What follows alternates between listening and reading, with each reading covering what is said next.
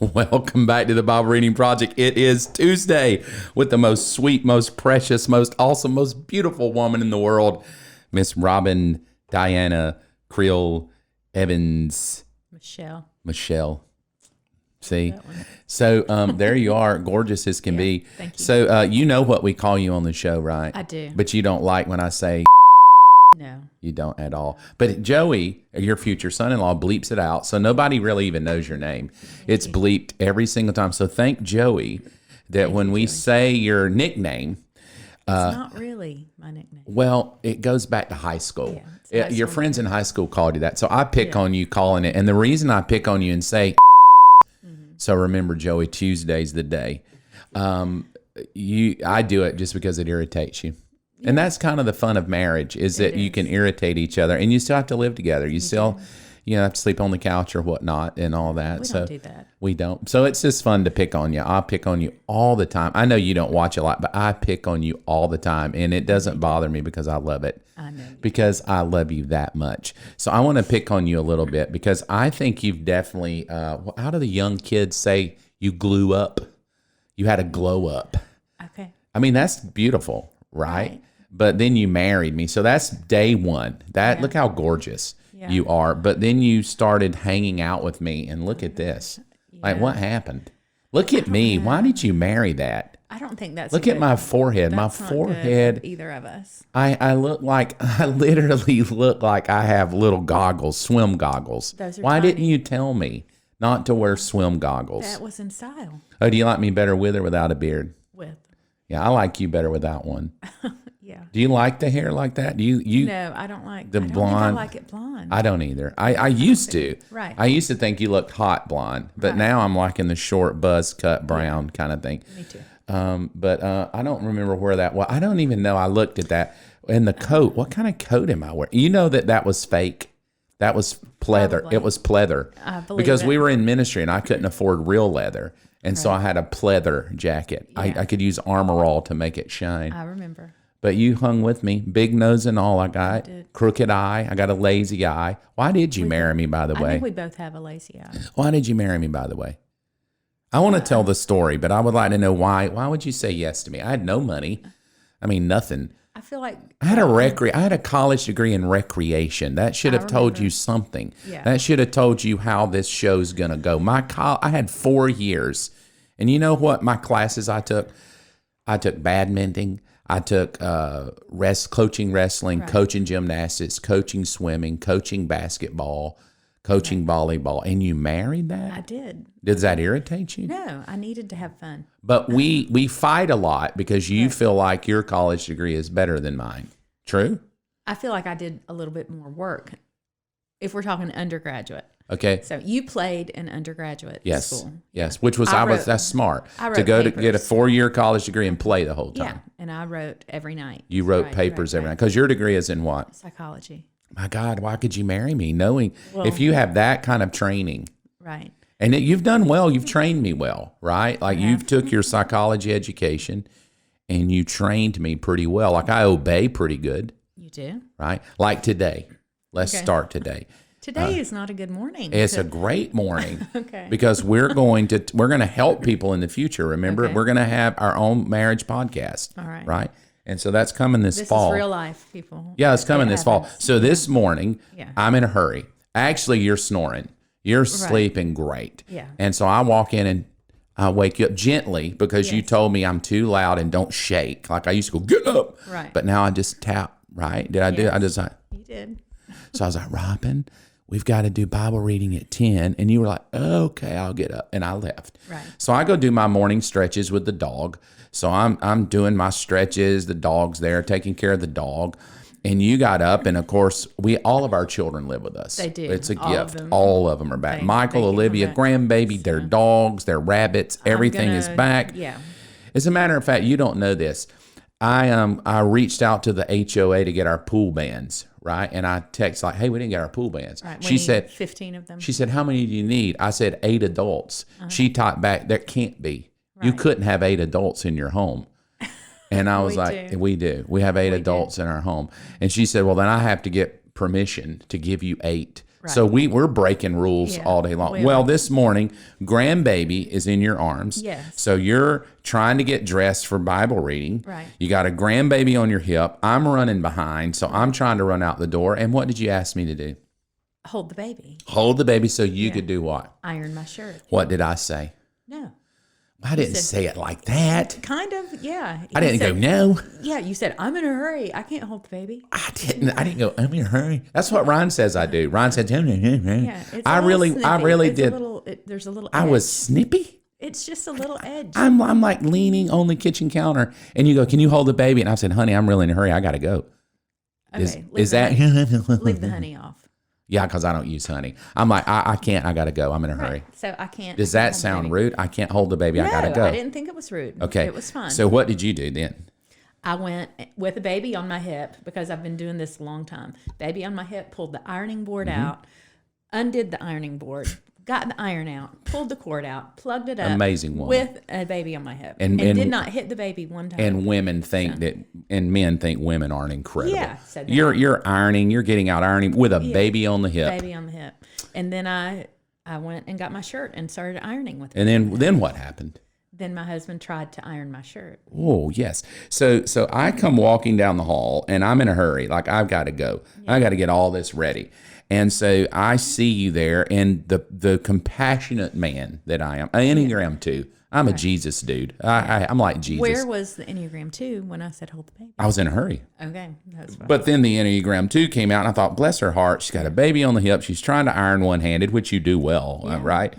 And so I stepped in and said, hey, move, I'll iron, you hold the baby. So as soon as I put the iron on the shirt, what did the Enneagram 1 say? Don't burn my shirt. Don't burn my shirt. No, you didn't say don't burn my shirt. You're like, don't burn my shirt. I don't think I said that. Was like Enneagram 1. It was kind of like that, a little bit higher pitch. Be careful, don't burn my shirt. No. There was no be careful. Just, don't burn my shirt. And so what did I do then? He kind of stomped off. I didn't stomp. You stomped. I just left. You stomped. I do what every Enneagram 2. Closed the door a little bit. I didn't even close the door. It closed. I have to close the door to leave the house. I couldn't leave the house. Forceful? A little bit. No way. So I just like, good, enjoy, iron. I don't care. We've been married 31 years. You can iron and do a baby on the hip. And I just left. Yeah. Because my Enneagram 2 was, I really just want you to hold the baby because you love the baby. And I want to help you. And I want to iron. But your perfectionist personality, I didn't iron right. It was a thin shirt. He was just pressing. I mean, you just had to iron it. Ironing it. It's like, don't iron my shirt like that. Yeah, so because I didn't iron the shirt the right way, I just left. Right. And you ended up ironing. You look pretty. I mean, you did it. I don't think you did a great. I think I could do better. I don't know. I'm a great ironer. My grandmom taught me how to iron. So we even had a meltdown this morning, like over ironing a shirt. Yes. But here, I'm going to read what we wrote to each other because I think it's important that people see how 31 years of marriage works. Yes. So you said to me as I'm driving, you only wanted to help the way you wanted to. Right. I asked you to hold the baby while I ironed, and you didn't. So don't say all you wanted to do was help me. Right. I texted back, cool, you're right. I should have just left. It's just a futile effort.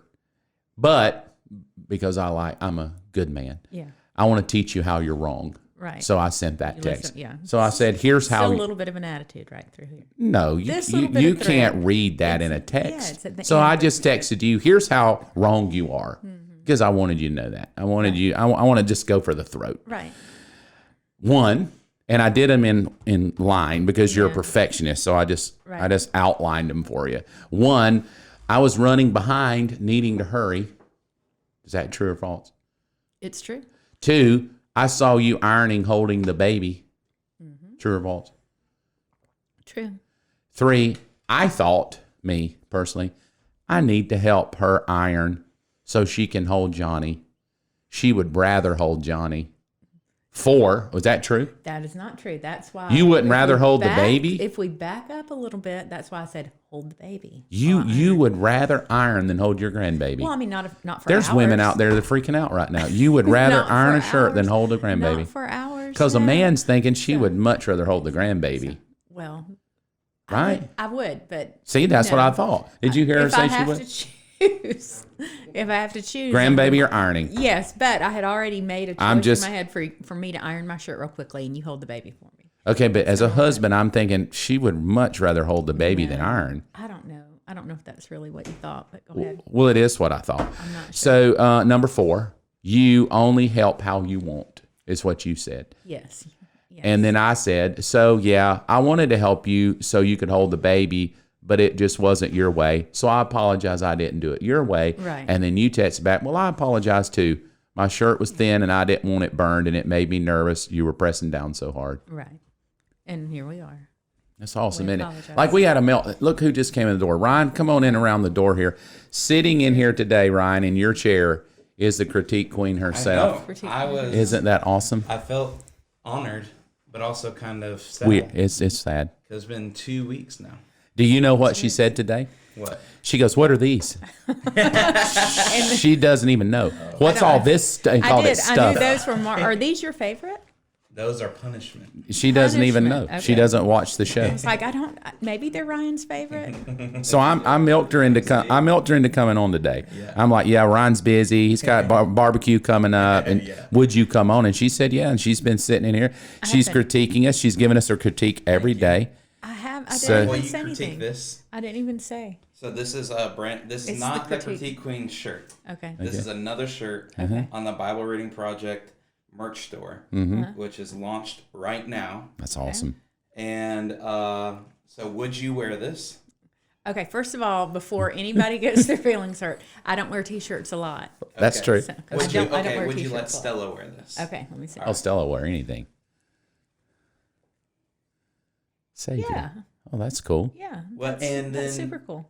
And then, can you tell me what this shirt parodies? It parodies a band T-shirt. Oh gosh, no, I can't. I don't know music. Do you know Pastor Mark? Oh no, I don't. I'm not I carnal. don't know music. All right, if you can comment. I am carnal sometimes, but I That's don't know okay. music. Right. But this is Jesus. Well, yeah, I get that. But it's based off a band logo. Yeah, a band T-shirt. A band famous T-shirt. Band T-shirt. Famous band All T-shirt. right, if you can comment and tell me what famous band T-shirt I have no idea. this parodies, I'll send you one. Thank you, Ryan. No, thank you. So what you don't know, Robin, we've opened a merch store. So Ryan, our merch store is now open. It's open. Where can we go to get them? Shop.mybelieverschurch.com. Shop.mybelieverschurch.com. I will put that up tomorrow. And man, we're ready to start buying T-shirts and everything. Coffee mugs. Coffee mugs, You the can whole get a thing. I'll Critique do coffee Queen mugs. tote. Critique What Queen What about tote a mug? bag. Coffee mug. You can get a coffee mug. Okay. yeah. Come on, I'll do the Jesus. coffee mug. Thank you, buddy. We love you. And thank you for hanging out. So it was a weird morning, right? It was, but it was a Proving. winning. It was a winning. It was a moment. win-win because Yeah. we both apologized to each did. other, and we're sitting here today getting Which, along with each other. Honestly, you're much better at than me. Oh God, yeah. I'm always the one that apologizes because Yes. my personality is this. Let's make it right. And then what will I say? Let's go out. Right. Right. So as soon as we well, you use it, go and I just Really? leave. We're not really screamers and yellers and rah, rah, rah. No, we don't. But it feels good to say that. But when we do have our 31 years worth of personalities, I just like let's go out. Let's go on a date, and we just go out, and 5 minutes later we're cool. Yeah. So that's awesome. So thank you for marrying me. I don't know what you saw in me. We're going to talk a little bit about that. I'm going to jump in and read today Psalm 112. Why don't you read it today, and then I'll comment, and we'll see what God says today. All right. Psalms 112. Praise the Lord. How joyful are those who fear the Lord and delight in obeying his commands. Their children will be successful everywhere. An entire generation of godly people will be blessed. They themselves will be wealthy, and their good deeds will last forever. Light shines in the darkness for the godly. They are generous, compassionate, and righteous. Good comes to those who lend money generously and conduct their business fairly. Such people will not be overcome by evil. Those who are righteous will be long remembered. They do not fear bad news. They confidently trust the Lord to care for them. They are confident and fearless and can face their foes triumphantly. They share freely and give generously to those in need. Their good deeds will be remembered forever. They will have influence and honor. The wicked will see this and be infuriated. They will grind their teeth in anger. They will slink away their hopes thwarted. Verse 5. Good news. Good comes to those who lend money generously and conduct their business fairly, such people won't be overcome by evil. Those who are righteous will be long remembered. They don't even fear bad news. Why do you think generosity is such a critical component to Christianity, being generous? I think it keeps the focus off of yourself, for one thing, which I think is pivotal when it comes to the gospel. So it's always less of me, more of him, and I think it just is a step that he's given us to keep our eyes off of ourself. I think it reminds us that he's our source, not the money or the thing or the stuff that we have collected around us. And I think giving is twofold. I think it proves that our reliance is on him and not what we can collect, and then it keeps our eyes on the needs of others. So it allows him to work through us to bless others, which is a kingdom principle. When we got married, right, I was a mess financially. Right. Because I lived in fear, right? We argued, and when we say argue, we were not hollers and screamers. We would disagree, and I often say I was just a pouter. Right. So, and that's sometimes worse to argue with a pouter, because I just pout. I just give up. Like, yeah, it's no use. I'm leaving, not leaving the marriage. I'm just leaving the argument, and you're much more methodical and analytical. And, but when you married me, because I was in ministry, we just didn't have a lot of money, but we made a decision that you were going to stay home. You weren't going to work a job, and that you were going to stay home and raise children and be there for them all the time. So that put a lot of pressure on me of, well, I got to work harder and try to earn more money.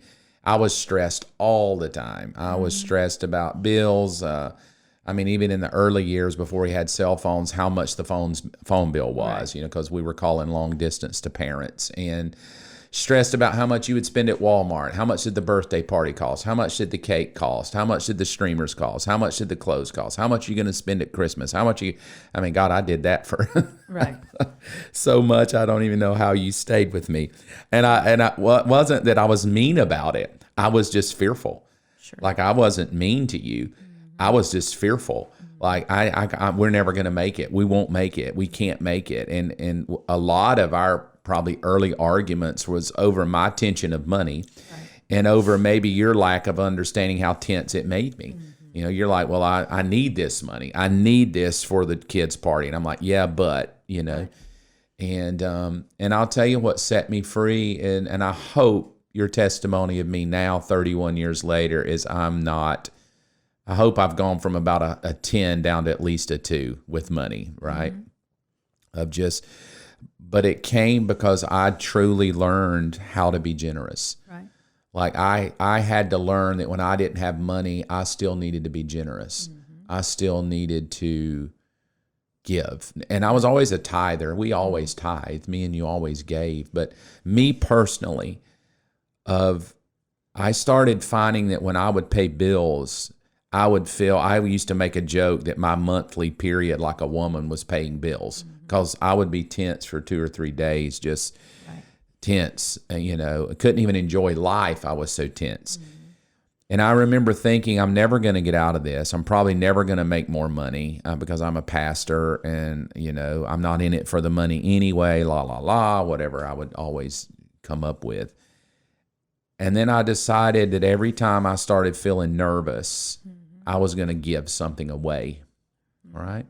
So I'd be paying the bills, feeling sick in my stomach about it, and I would just stop and I would write a $10 check, a $20 check, and I would just give it to somebody. I would mail it to a ministry. I would give it to a friend. It's before Venmo. I do it on Venmo now. But it just delivered me. Right. It really delivered me, because I started putting God to the test. That this right here says, good comes to those who lend money generously. And verse 7, they won't fear bad news. At verse 8, they're confident and fearless. And I really believe that giving does that. Like you said, giving forces you into a place to get out of your selfish behavior, stop trusting yourself, trust God. And I can say at 56 years old now, I have zero fear about money, right? Of whatever it is. I just know God's going to take care of me. And even if I feel the anxiety rising up, I'll immediately get my phone out and I'll just scroll and go, God, who can I bless today on Venmo? And I'll give $10 away, 25 away, 5 away, whatever. Just teaching myself to be generous. And, it's changed my life. Yeah.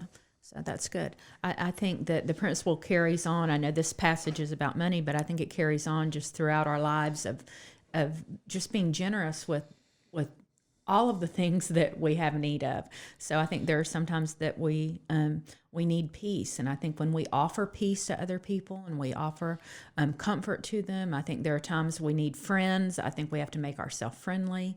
There are times we may need a smile or a hug. We give a smile and a hug. I think when we give out of those places of things that really are meaningful to us, and it's okay for money to be meaningful, we need it. I think all of those things, just God kind of begins this cycle of filling us with those things as we begin to give out to other people. That's so good. Yeah, and Robyn and I just want to challenge you to do that. We've applied it in our marriage. I don't know, maybe you're stressed out. Maybe you're stressed about money, bills, school, vacation. Been there, done that, could write a book, got the T-shirt on it. But I can tell you, if you'll just wake up every day and go, God, what can I do to be a giver today, to be generous today? And like Robyn said, it doesn't have to be money. It could just be opening a door for somebody. But generosity gets you out of selfish behavior. And selfishness, many times, is what's connected to the anxieties and the fears and the torments. We love you. Thank you again for hanging out with us on Tuesday. Thank you, too. It's been fun hanging out with you. We love you. We'll see you tomorrow.